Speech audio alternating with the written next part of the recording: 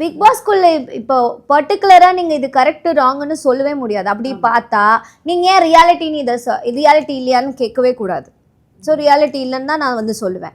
அதே மாதிரி இது வந்து ஹியூமன் வயலேஷன் வந்து ஃபுல்லாகவே பிக் பாஸ் தான். இது எப்படி நீங்கள் 24/7 எல்லாத்தையுமே பார்க்கறது இல்லை. அவங்களுக்கு தேவையானவங்கள ஒரு சைட்ல என்ன மாதிரி இது வருதோ லைவ் அன்சீன் போடுறாங்கல்ல, இந்த வீட்டுக்குள்ள என்ன நடக்குதோ அது ஃபுல்லா தான் லைவா வெளியில வருதா இல்ல அந்த லைவ்லயும் கட் பண்ணி போடுறாங்க? கட் பண்ணி தான் போடுறாங்க. நீங்க எல்லாத்தையுமே பாக்குறது இல்லையா? அப்ப எல்லாமே பேசிட்டு இருக்கிறது எல்லாமே வரணுமே.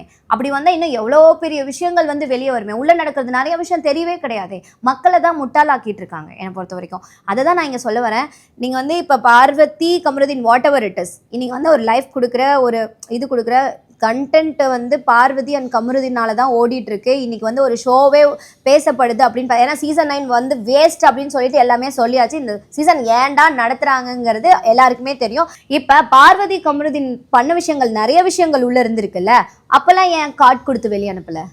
அப்பெல்லாம் ஏன் அந்த எதுவுமே கேட்கல? அப்பவும் மக்கள் சொன்னாங்கல்ல இவங்களை சீக்கிரம் வெளியே அனுப்புங்கன்னு சொல்லி கேட்டிருந்தாங்களா இல்லையா? அப்பெல்லாம் நீங்க ஏன் வெளியே அனுப்பல சார்? அப்போ நீங்கள் வந்து அவங்க இந்த அளவுக்கு பண்ணாங்க அப்படின்னா அதுக்கு காரணம் என்கரேஜ் பண்ணது எல்லாமே நீங்கள்.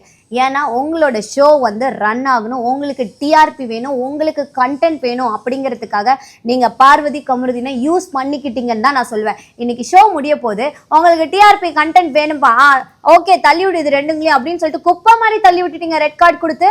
அப்ப இத்தனை நாள் அது அவ உழைச்சிருக்கா, சொல்லப்போனா அவ உழைச்சிருக்காங்க, அவங்க 2 பேருமே உழைச்சிருக்காங்கங்க. அவங்க இல்லைன்னா கண்டென்ட் கிடையாதுங்க. நீங்க தேடி பாருங்க, இவங்க இல்லைன்னா எப்படி கண்டென்ட் வரும்?